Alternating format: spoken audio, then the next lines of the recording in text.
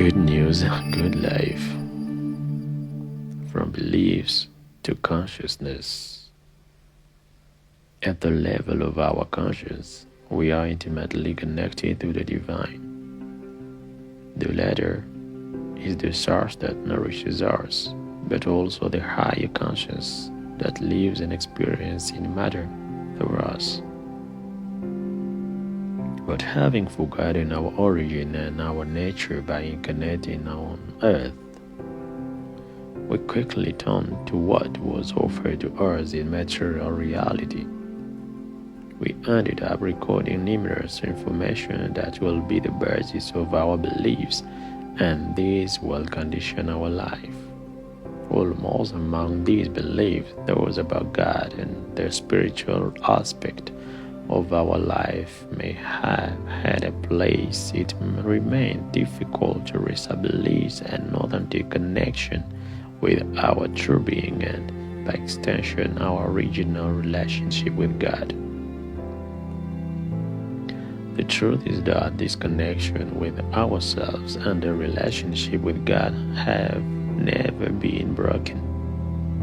It is just that our cognitive state has been fooled by what the mind could conceive and perceive, and has ended up turning to our endless quest outside of us, unaware that it is inward that we are supposed to turn if we are to achieve an ideal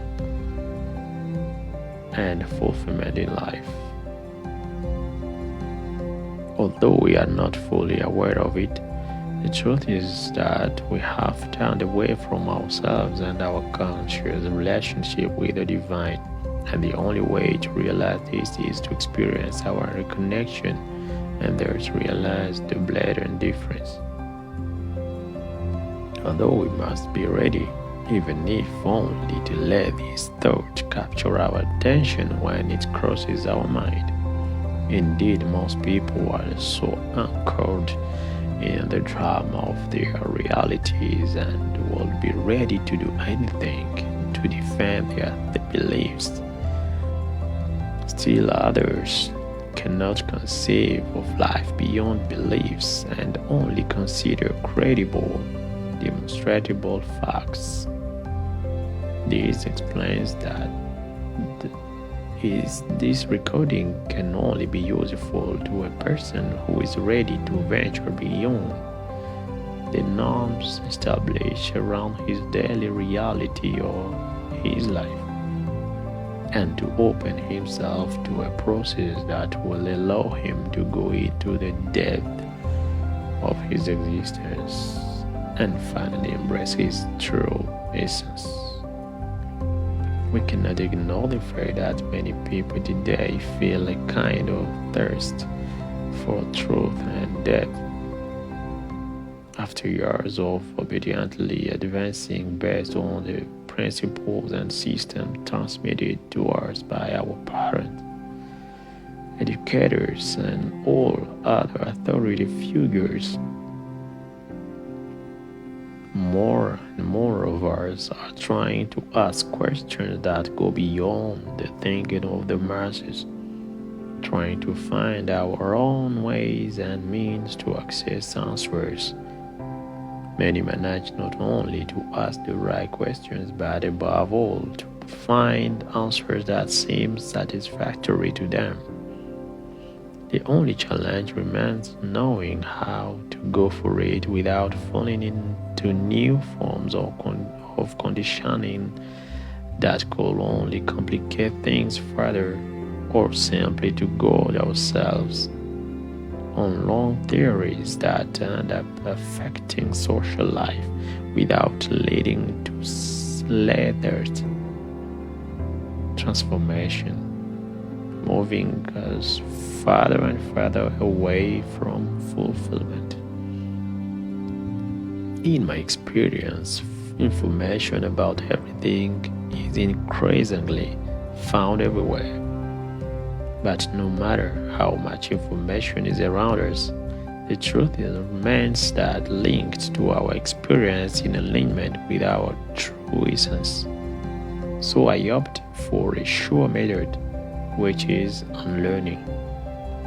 This method of disconnecting from self-mind in order to get free from all conditioning linked to beliefs, instead of ending up dwelling as we might imagine, allows us to seek the light within us. I'm convinced that all knowledge falls asleep in each of us. Information and experiences only come to awaken them. If unfortunately, we often limit ourselves to the accumulation of information which ends up becomes beliefs within us, and due to the lack of experience, the awakening of knowledge is not triggered. Thus, we found ourselves full of beliefs which are often limiting, but very poor in terms of knowledge about our own being and our own life. To be able to free oneself from beliefs and access consciousness, here is what I suggest. Of course, there must be several ways, but I can only share knowledge related to my personal experience. First, learn not to know. This involves voluntarily and consciously denying everything we think we know about ourselves, about God, and about life as a whole. Then, try not to be. This involves denying everything we have believed ourselves to be up to this point in life. Our self-knowledge is often based on our history, that is, everything we have represented to ourselves and to others. It is also based on our various achievements and finally our various possessions and belongings. The challenge is to be able to reject all of this from our cognitive awareness and our mental conception, and to embrace nothingness from our cognition. That is, imagine yourself to be somewhere and try to make any kind of location disappear, just like being in a moment, like past, present, future, and try to free yourself from all these moments to the point of being nowhere and at no time, a bit like in sleep, but while remaining conscious. Hearing these things, one might wonder how this could be possible, and rightly so. It is one of the most difficult practices and exercises a human can undertake. But the most effective way to achieve this is through the practice of meditation, a concept that isn't at all new, but understanding it often leads to a great deal of confusion. The meditation I'm referring to here consists of taking a moment for oneself, settling down comfortably, preferably with eyes closed, and trying to become aware of certain activities of our body as well as our mind, which often take place by default. These include, for example, breathing, the beating of our hearts, the ambient temperature, the pressure on our body from clothes, from chair, from shoes, etc. The sound we perceive near and far.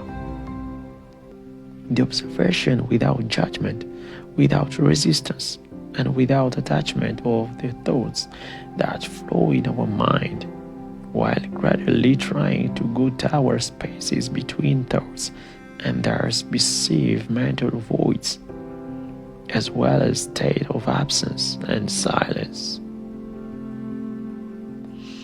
This exercise is not easy, especially at first attempts.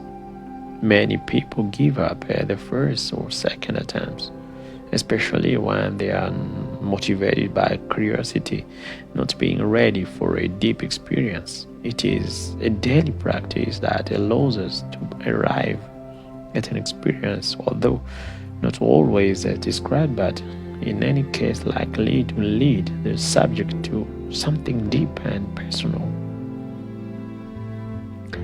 Once we manage to establish a regular practice of meditation, especially one based on letting go, the rest comes from within. We just have to be in a state of receptivity and giving all our trust to the process. Once we have successfully taken this step, it is no longer a question of seeking ourselves on God. Through meditation, we turn inward and move forward, automatically exploring a universe whose existence we had previously ignored. From now on, everything comes to us as a revelation in the way that suits us best and at the right time. Preparation, incentives, and clarification accompany us throughout the journey in the form of synchronicities, both on the inner and outer levels. Although we are going into the depths of our inner being, the entire universe ends up becoming involved in our process, ensuring that our life unfolds in perfect alignment with the quests we have embarked on. Little by little, like a kind of a small growing light, our cognitive awareness will begin to open up to increasingly profound knowledge related to our being and our connection to the divine. It will no longer be a question of believing in something or not, but rather of being aware of it. And in addition, each piece of information that we receive, we will discover it for ourselves at the heart of our experience. Although this knowledge may be shared or approved by a few people around us, it will be so relevant to us that we will never be a shadow of a doubt about it. We will share knowledge with different people, groups of people, civilization, currents, etc. But it will rarely be a question of adhering to a certain order, ideology, or dogma. A connection to oneself and a relationship with God will be established in a simple, natural, and free way. One may wonder what happens to our daily lives after such an experience. In other words, what impact or benefits does it have on our lives in a concrete ways? Why should I follow this path? Let's find out in the next issue. A life from the conscious on the same channel. Good news, good life.